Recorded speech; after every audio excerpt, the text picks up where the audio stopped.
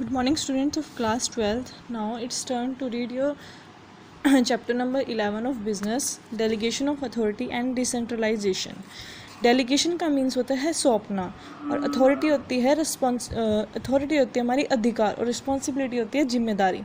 Decentralisation का means होता है जहाँ पे कोई विकेंद्रीयकरण होती है. इट मीन्स कि सारी की सारी पावर ग्लोबल लेवल के अंडर होती है.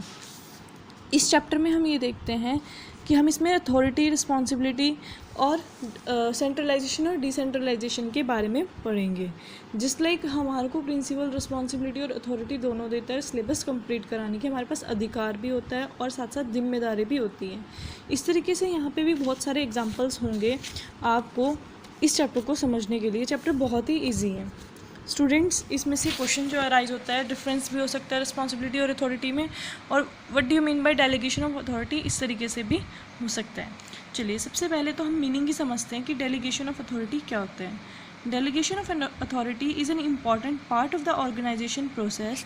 It needs to felt when due to excessive workload on the manager. देखिए, डेलीगेशन ऑफ अथॉरिटी हमारे एक मैनेजमेंट का ऐसा पार्ट है जब मैनेजर के ऊपर ज़्यादा रिस्पॉन्सिबिलिटी आ जाती है तो वो अपनी रिस्पॉन्सिबिलिटी कम करने के लिए जो अंडर वर्कर्स काम कर रहे होते हैं या सबॉर्डिनेट्स काम होते हैं, अपनी रिस्पॉन्सिबिलिटी उनको डेलीगेट कर देते हैं, अपनी अथॉरिटी उनको डेलीगेट कर सकते हैं. He is unable to perform all jobs independently. वो जो मैनेजर होता है उसके पास वर्कलोड ज़्यादा होता है तो वो अपना काम सभी इंडिपेंडेंटली नहीं कर सकता. इन दिस सिचुएशन, इस सिचुएशन में वो क्या करता है कि वो वर्क डिवाइड कर देता है अपना सबॉर्डिनेट्स के. But just mayor division of work does not guaranteed success. लेकिन ऐसा नहीं होता कि वो जो काम मैनेजर जितने सफिशिएंट और इफेक्टिव मैनर से करेगा बाकी सबॉर्डिनेट भी उस तरीके से करे. फॉर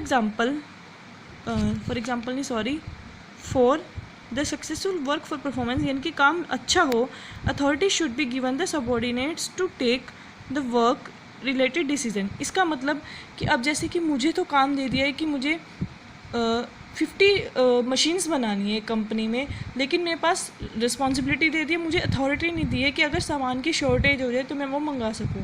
तो इसमें क्या होगा, काम एक्सेसिव मैनर में नहीं होगा. मैनेजर ने जो अपनी रिस्पॉन्सिबिलिटी दी थी, अपने जो हमारे पास वर्कलोड दिया था कम करने के लिए, वो काम टाइम पे हो ही नहीं पाएगा. अगर वो मुझे साथ साथ अथॉरिटी और रिस्पॉन्सिबिलिटी दोनों दे तभी काम हो पाए. अगर उनमें से कोई वर्कर काम नहीं करेगा तो मेरे पास अथॉरिटी होगी उसकी कंप्लेन करने की, उसको डिसमिस करने की. डेफिनेशन यहाँ पे बहुत अच्छी गिवन है. Delegation of authority means assigning work to others and giving them authority to do. यानी कि डेलीगेशन ऑफ अथॉरिटी का मतलब होता है दूसरों से काम कराया जाए और उसको इसके बजाय अथॉरिटी यानी कि अधिकार भी दिया जाए. एलिमेंट्स ऑफ, यहाँ पे टूल किट में भी बहुत अच्छी डेफिनेशन गिवन है. It refers to the process of entrusting responsibility and authority and creating accountability of the person to whom work or responsibilities has been handed over. यानी कि एक ऐसा प्रोसेस है जहाँ पे रिस्पॉन्सिबिलिटी और अथॉरिटी दोनों दी जाती हैं और हम अकाउंटेबल यानी कि वो पर्सन जिम्मेदार होगा उस काम को पूरा करने में. अब एलिमेंट्स देखिए कौन कौन से होते हैं. सबसे पहला आता है रिस्पॉन्सिबिलिटी. डेलीगेशन ऑफ अथॉरिटी के अंदर क्या क्या एलिमेंट्स आते हैं, क्या क्या अधिकार आते हैं हमारे.